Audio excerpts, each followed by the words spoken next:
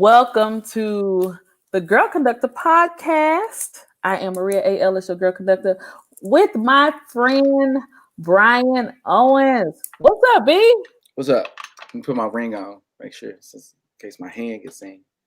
Yeah. Well, I mean, everybody know you're married and you got like a whole lot of kids. Like, how many kids you got now? 8. See the ring? See how I did that? See how I put it up? Ah! Yeah, I got 8. 8 kids. 8 And are you even like my family, there's 4 of us, but it's 2 boys, 2 girls, girls up top. How is your 8? 4 and 4. 4 boys, 4 girls. Well, that's cool. Now, are they like in order, like all boys and all girls? Or is it just a mixture of everybody? It's a mixture. Okay. All right. Well, that's cool. Top heavy on the boys, bottom heavy on the girls. Aw, I love big families. Mm-hmm. So let me tell you about Brian. I met Brian when I was a student at University of Missouri, St. Louis. I was in a group called Vocal Point, which is the a cappella group at UMSL, or the chamber ensemble. And Brian used to come in and like listen to the rehearsals. And I thought he was cool, but like he didn't really talk. So I thought he didn't like me. I mean, you know. Like you never said anything. You just always came in with like what you got on now, like a hat and stuff. And just like was sitting and just like hang out, but not really talk. And so I want to listen. Oh, okay. We're all right listening. Well, tell us about you, tell us about yourself. Tell us about you. Let's just talk. I want to know about you. I want because I posted a video of you and your daddy that got 50 million views. That's all you need to know. Okay. And you sing classical music? I did. I had to get that paper. I had to get that paper. So what did you find to help you enjoy that, to help you get that paper? I had a really good teacher that allowed me to have some freedoms in exploring it. Oh, really? You know what I'm saying? So I got to, even within the requirements that I had, for the degree, I was able to have some stuff that allowed me to, allowed me some freedoms. Okay. And who was your favorite classical artist back then? Pavarotti. Really? Luciano Pavarotti. I remember the first time I heard Nessun Dorma, I about lost my mind. You would have thought I was listening to A Change Is Gonna Come. And why? What about it did that for you? The emotion of it. Okay. The place that it was coming from. Like I don't have a strict. I'm not a purist in terms of, terms like classical and soul. Like I think I view those terms more broadly. Okay. And I think it helps me to have a deeper appreciation for the beauty that exists in not the genre that a song sits in, but the way in which it's interpreted by the person who is telling the story. Okay. So when I listen to Pavarotti, the first thing I said to somebody, I was like, that's a soul artist to me. Because he told the story. Not only because he told a story, but where I felt the story. Oh. It's just like it felt like it's coming from the same place. So it reaches the same place. Okay. So if I've never heard this song, what is the actual story behind this song? The only reason why I know this song is because when Aretha Franklin passed, everybody talked about how she had to sing this song. She had to sing that song. Yeah. My door open. My kids left my door open. And I don't want to yell and be like, hey, come close the door. Hey, it's live, man. Hey, Cole. Thank you. I didn't even have to say nothing. It's like you standing outside the door. The door just went boom. Nessun Dorma, I forget what it's from. What is that from? What it's from? What opera is that from? I don't know. That's a good question. I honestly don't know. Let's ask Google. Yeah, let's ask Google. So I think it's from Turandot. Okay. And what's the story behind it? Nessun Dorma. It means let no one sleep. is an aria from the final act of Puccini's opera Turandot. Yeah. Which means let no one sleep. Mm-hmm. Oof. Well, that sounds interesting. So Right. what about that brought something to you? Because at that time you didn't have lots and lots of kids where you probably couldn't get sleep.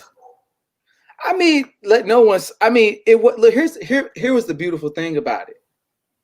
I have no idea what he was saying.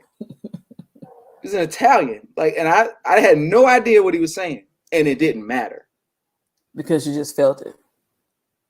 Yeah, I think that's music in general. Like, I know people say, like, some people say music is a universal language, and then some other people say, well, no, it's really not, because everybody can't do this or do this or do that or do that, whatever.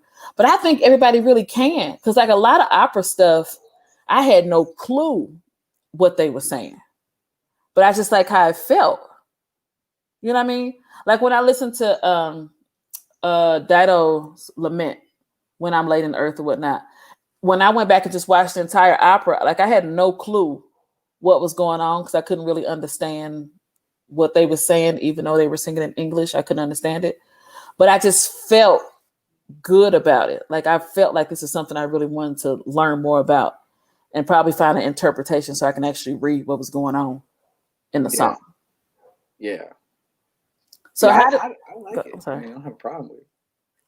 So do you feel it was necessary for you to learn classical music for you to become the soul artist that you are now? I feel like it was necessary for me to study classical technique. Really? And here's what I mean by that. Okay, because I don't want. It wasn't so much like we attribute this to being classical technique. I'll say that. Okay. Just good vocal technique. Okay. Which I don't think should be relegated to just being like, oh, classical technique. Right? So again, I had a really good teacher who himself was an opera singer, but allowed me the freedom to say, here. So what he said is look, I'm not trying to turn you into an opera singer. I just want you to be able to have the best utilization of your instrument possible. So I'm going to teach you techniques that would allow you to use your instrument Okay. wherever you have to use it. Okay. So if I'm doing a jury and I got to sing a classical song in French, he gave me the technique to be able to do that without taking away from the fact that that is not what I'm going to do for my living. Like I'm not going to sing classical music to make a living. It's a whole different skill set in and of itself and utilization of the instrument. But what he taught me in the utilization of my instrument and being healthy and how to know it and all that kind of stuff, I was able to apply to what I do. Now, tell me how you was able to apply that to what you do. So am I categorizing you right as a soul singer per se? I would say in a broader sense, I'm a soul artist. Okay. I'm a soul singer, which for me covers a lot of things. Right. Because you sing multiple genres. Jazz, right. gospel, blues, like, American popular song, singer songwriter. It can cover a lot of things, right. and a lot of things specifically, in the American, what I call the American classical music. Okay. American classical music. American. Now that's a term. We'll get into that. We'll get into that. I've been waiting for that one, but we'll get into that one because I think there needs to be. Yeah. So anyway, let's get into that now. American classical music. Let's get there now, because classical music, I think, in itself is a genre per se. Mm-hmm. But I'm not sure if to me, that wasn't a classic in my house. Like, to me, the classics in my house would be like, because we was church people, so that'd be like your John P. Keys, your Donald Lawrences, your Hezekiahs, Mississippi Mass Choir, Georgia Mass Choir. But that's the type of music, Ron Winans, the Winans family. That music there in my house, that's classic. That's classic gospel. Jesus Can Work It Out. That's classic gospel music. You know what I mean? Mm-hmm. So I think that should be considered an American classic. I think I could teach all the principles of great vocal technique using all of those artists that I just named. Well, yeah. Well, here's the thing, though. The purpose of studying those artists, though, may not be to teach great vocal technique. Okay. Right? Like it's not that I have to be able to look at those artists and teach, quote unquote, what is considered to be great vocal technique in order for them to be valid as a purveyor of something that is classic. Like Sam Cooke's vocal technique worked for Sam Cooke. I'm not going to say that's going to work for me. You know what I'm saying? Okay. Like the way that he sounds on his Harlem Club thing, where he's like basically got that gospel scream in his voice. That ain't gonna work for me. You know what I'm saying? But I'm not gonna say his vocal technique was like it worked stylistically for what he was doing. The question is as a storyteller, was he effective? Right? There are people who look at Billie Holiday and don't think that she had a great instrument. But I happen to believe Billie Holiday had an amazing instrument. And she told Hello, who's knocking on my door? What do you need? Live because you get whatever. Hello, what do you need? Who is it? You get absolutely whatever when you live. You can know what child it is based upon like where the knock is coming from. If it's above the doorknob, you know it's somebody that's over the age of 6. That was kind of low on the door. It's probably Mahalia. And how old is Mahalia? 2. Okay. So she probably woke up and trying to find out where mommy is, but mommy's at the chiropractor. So anyway. Hey Amanda. Which see Amanda would tell you she's a lover of classical music in the traditional sense of the European style, Western music style. So did she study classical music as well? Yeah. Really? I mean, Amanda is that was Amanda. So both of you all study classical music. She studied classical music. I studied jazz. Okay. I took classical because it was a requirement of my degree. Okay. Which is not to say that I don't appreciate classical music. I love classical music and the aesthetics of classical music and what it provides. We were talking about this. I mean, most of my favorite films are my favorite films because of the score. Right? Which incorporates, a lot of that kind of music. But I think that we've come to a place in our history where like we really need to consider, for me, just as an American, what am I considering classical? Like, what am I considering to be really classical music in a modern sense right now? And if you could lay that out, what would you say? How would you answer that? I would say that it is not mutually exclusive to say that the purveyors of the American songbook and the American styles are just as much classical and classic artists as Bach, Brahms, Beethoven, and Mozart. Like Sam Cooke, Marvin Gaye, Johnny Cash, Aretha Franklin,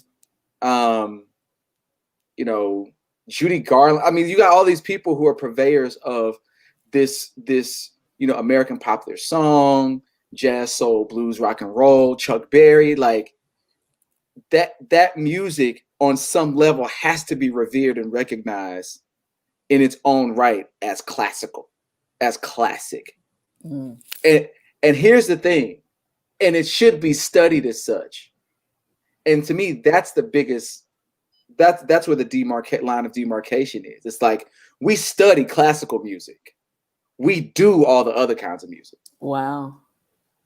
It's so like, that's true. You know what I'm saying? It's like, well, if you want to be a classical artist, you need to go study. But if you want to do jazz or if you want to do soul, you just go online and you can pick it up. Now that's true. Because even in our history books, I remember in music history, Like we spent like semesters studying Western European music. Right. And we never, I think there may have been like a paragraph, and I may be exaggerating, but like just a small snippet about soul, jazz, rock and roll, a cappella, barbershop, you know, like all that type of music that came from American soil, spirituals, gospel, things like that. A lot of the black music was not in the music history book, but it is influenced. I mean, now, especially now, if you look at artists around the world, they are influenced by our styles. Dvorak was influenced by H.T. Burley. Yeah. Who was his student? I mean, New World Symphony, like Going Home is pretty much a spiritual. Oh yeah, 100%. You know what I'm saying? So it's like, but the educational system of music is directly tied to those aesthetics. So I'm like, is there so at what point do we begin to legitimize, you know, the genius of these other people and say it's worth studying in depth? Marvin Gaye could be a class. Marvin Gaye could be he could be a class. So break that down for me. Break down the class. Just in his vocal technique and ability to tell a narrative. Marvin Gaye could do more with his voice in 4 measures than some people could do in a whole song. And I'm talking about change of color, change of tone, go from gravel to smooth. And we don't think that takes a certain level of technique and brilliance. I mean, like, it's just changing the way we think, because what it does is what it says, especially to people who look like them, is that what you do is not, it's not novel. It's just, that's what y'all do. But to sing like this, right, it takes time and technique, and you know what I'm saying? Like, just because I grew up in a household that gave me certain advantages when it came to how I tell a story, don't mean that I have to work. Now let's go back to this household that gave you an advantage. What do you mean by that? I grew up listening to really good singers. When I went to church, I heard really good singers. I didn't grow up around mediocrity. Like, literally, like, I grew up around people who decided that they wasn't gonna go professional and sing for the devil. You know what I'm saying? It's like, it wasn't because they sucked. It wasn't because it was like, well, you know, I couldn't make it out there. It's because, I'm trying to live, and if I go to the industry right now, I'm lose my life. And my dad was one of them.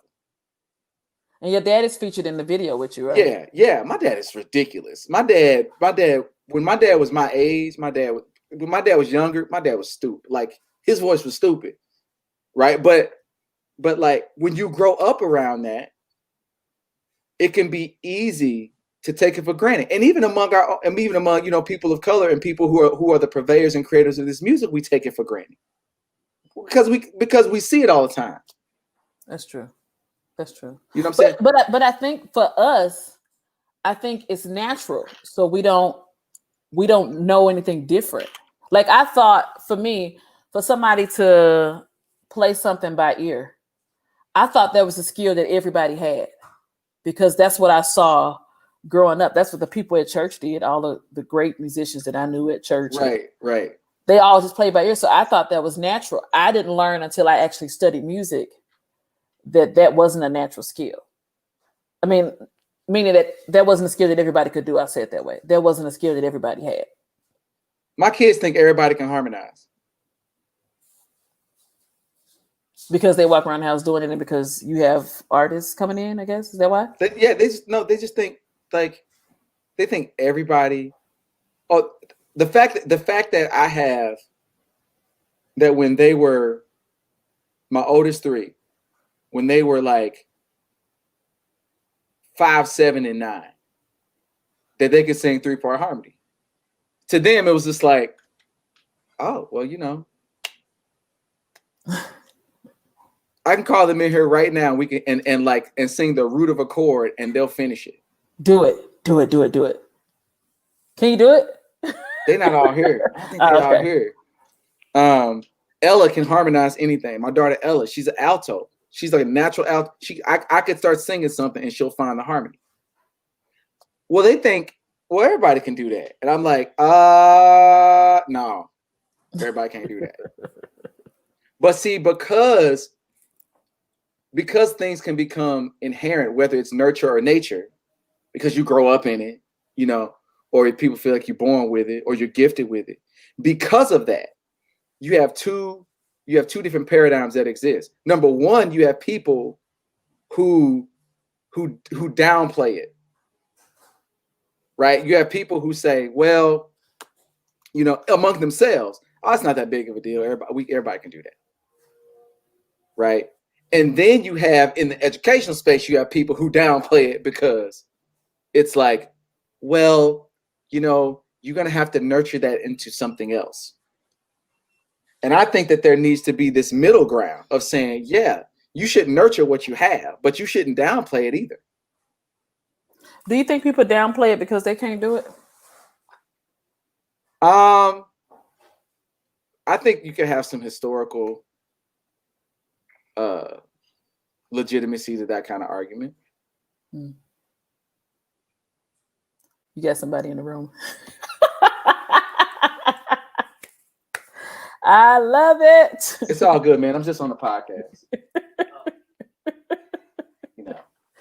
That's Is she live, crying? bro. Is she crying? Oh, well, change her. Oh, bro, you got that one. Is this your oldest? Yeah. The oldest and the baby? Mm-hmm. How old is the baby? Oh, the oldest and the youngest. Wow.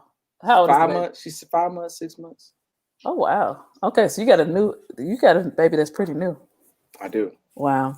I don't know. I wish the education system would be such that all styles of music are equally valued.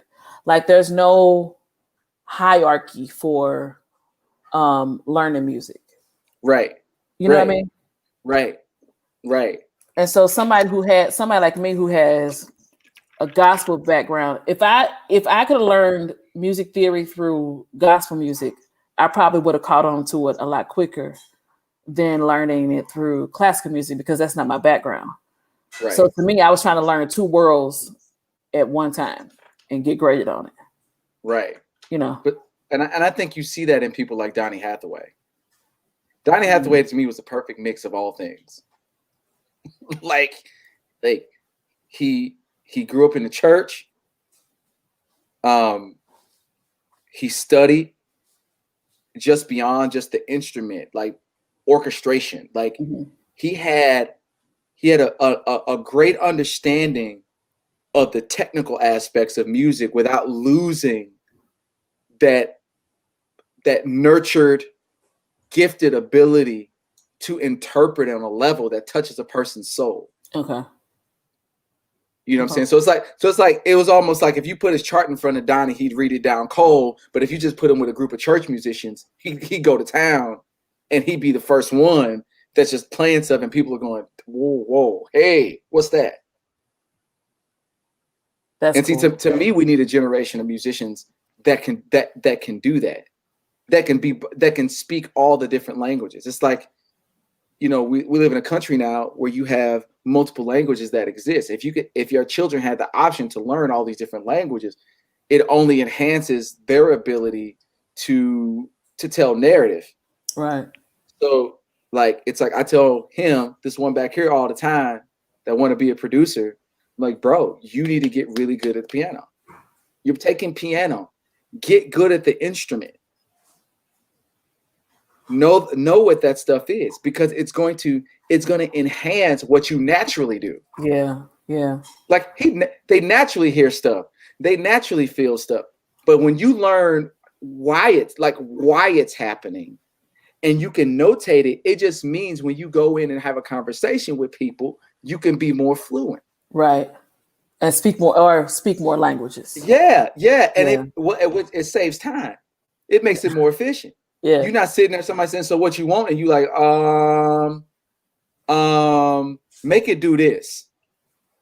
So I just write it out. Yeah. Even though I write some of my charts are not the best, but I can write them. If I need to write out a chart, I can write it out. Basic. And it's the thing, being able to, and I tell anybody, man, you don't have to be a musician at the level of everybody else. Mm-hmm. You need to be able to express what it is you need to get across to a musician or to an actor or to an artist at any given moment. Yeah. And I think that in broadening out how we view the idea of classical literature and classical technique, like I don't see how many classical artists would benefit from understanding church technique. Yeah. I had one of my friends from college actually tell me he was an opera major, performance major. And I was saying to him, man, like your technique, like, but you got that technique. And he was like, well, actually, Brian, traditionally, a lot of, in the African-American culture, it's a white guy in the African-American culture, a lot of people don't believe that it takes technique to sing that way. It's like, that's a technique. I agree 100%. 100%. Now let me ask you something. You are from Ferguson, Missouri. Nope. No, you're from Illinois, but you live in Ferguson, Missouri. Not from Ferguson. Cole, close my door, man. You reside in Ferguson, Missouri, right? I live in Ferguson. I'm from Illinois. Okay. Well, Illinois. The Belleville. Oh, okay. And where's Belleville at? Yeah, okay. It's somewhere in Illinois, right? I'm being funny. Like, I don't know where it is for real. I mean, I know it's about 3 to 4 miles east of East St. Louis. Oh, okay. Everybody know what East St. Louis is. Right. All right. So what do you have? I know you have a project, The Soul of Ferguson. What did you capture on that project? And why did you title it The Soul of Ferguson? Just all stuff going on at the time. Because it was 2013, 2014. Was that the year Mike Brown? Yep. Okay. So I don't know, man. I felt like everybody was seeing the community through monolithically. It's like kind of tunnel vision. And I'm like, yeah, bad stuff happens, but people still live here, die here, fall in love here. Like the soul of Ferguson is more than just an incident that just happened. And we won't even be able to deal with that until we realize that. Like Ferguson is like many cities, is complicated.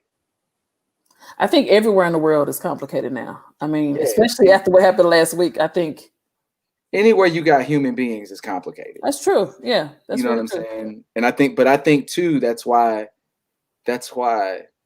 in the space of music, even us being able to break down some of these barriers of genre and, class and like, this is classy music, this is not, or like, you listen to like, and this may be true,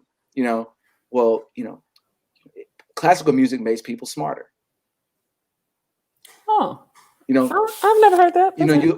They say that like, it's good music to study to, and it's, classical music is what you listen to when you want to be calm. And I said, no, there are certain types of classical music that you listen to for that. True. Because if you listen to DSC Ray, you're not going to be calm. No, you ain't going to be calm. I could tell you the same thing. I say, well, you can listen to Blue and Green on the Kind of Blue album by Miles Davis, and you will be calm and chill. Yeah. Almost serene. Yeah. So we have to, I don't know, like in us educating this younger generation who's coming to it anyway from, a homogenization of genre now. Like it's just like it's like everything is sub hip hop. Right? That's true. Right? So it's like, how do we begin to like utilize that in the educational space to be able to teach and educate in a different way? Like with Life Creative Group, I don't judge music by genre. Okay. I judge it by intent. What's Life Creative Group? Creative Group is like our, the creative side of our ecosystem. So the music, movies, all that kind of stuff comes out of there. Is that where the holiday movie, did it come out of there? Yeah. Yeah. That was dope. Oh, thank you. So even with that movie, right? It wasn't. It isn't that it's like it's a Christmas movie. It's like, what is the intent? So instead of our genres being soul, R&B, pop, hip hop, for me the genres are joy, peace, um, tranquility, whatever it is. It's like, what is the intention? Yeah. Consciousness. What's the intention? Then that's how I categorize the song. And that makes sense. Just that makes a lot of sense. Because what that does is it gives me the freedom to use aesthetically whatever is at the disposal. Because you may say, yeah, even though I'm rapping over this, man, this needs to use classical aesthetics because of the intention, the intentionality, what we want to see come out of it, what we want the listener to experience. And this is why seeing things more in the context of soundtrack has helped with that a lot. Soundtracks are the one place where you can have 5 different genres and people don't have a problem with it. True. As long as it fits the scene. True. That's true. I think Hamilton did a great job with that. Like, first of all, I love Hamilton. I still have to see it. Wait, you never seen it before? I've never seen it. Have you? You've heard the music though, right? Some of it. Brian, I don't want to be. It's good. I don't want to be influenced. It's a creative thing. Like I'm in a season where I'm trying to do a lot of things creatively, and when I hear stuff, it influences or it can get in there. You don't know. So there will come a season when I'm like out of that, and I'll be like, okay, now I can listen to it. I completely enjoy it. I know it's amazing. It is amazing, but it's amazing because there are lots and lots of different genres, all like crammed into one, but it makes sense. Like everything in that musical, I guess we call it musical, like musically, it makes sense. And so I bought this book that kind of told Lin-Manuel's mindset when he was creating this masterpiece. And he talked about his influences from all of these different genres, heavy on hip hop, but just his influences and why there's jazz and why there's classical and why there's rap and stuff. I mean, it's just amazing. It's amazing. A score. Yeah. It's a score. Like it's not an album. It's a score. Well, they did make a mixtape, so it started off as a mixtape. Yeah, but they made a mixtape, but it's still a score. It's underscoring a narrative. Right. So the music was subservient to the narrative. No. The mixtape came first. The idea of the mixtape came first. And was he telling the story in the mixtape? Yeah, I guess what you're saying is right. Yeah. You see what I'm saying? Like it wasn't just like, yo, I'm just making trap music. No, like it's like you had a purpose out front. And then you were assigning sound to the purpose. And then you assigned visual to the purpose. I think approaching it in that way frees it up. So that it's not like I'm a hip hop artist, which means I have to make hip hop. No, if you put a purpose out front and then you look at things by the intention that you wanted to have on the listener, it can change the way then you approach it and it frees you up. So one of my artists may be like, yo, I want a string quartet of this. And here's what I want them to play. Okay. But it's like we automatically assign certain things to certain types of instruments. And it's like, I just want to for me, get away from that. Yeah. I love Ty Tribbett. He's a gospel artist. I think their sophomore album, which I think was called Victory, but they had like a flute player. And it was like the shouting music when everybody is up and dancing. But the flute player is like going right along with the band. And I was like, I think this is the first time I've ever seen a flute like in gospel music, especially assisting with like the shout track. And I just thought that was just dope to have that. So I guess it is just a combining of different genres and things like that. And I don't know, just making music. Like, just making music. Let's just make the music. Tell us what kind of music you got now. You got any new projects coming up now? Nothing, really. And is that because you're being creative somewhere else? I can't believe you're just sitting there not doing nothing. Oh no, I want to work on other stuff. It's just like, you know, I'm in a place of freedom now. Like I feel like I'm not gonna do music just to do music. Okay. Because there are other ways to tell narrative. Okay. So yeah. Well, I'm here for it. Well, Brian, thank you for being a part of my first little podcasty thingy. I really appreciate that. Looking forward to all of your new projects. How do we follow you? Like, what's your social media so we can follow you? I hate this part. Why?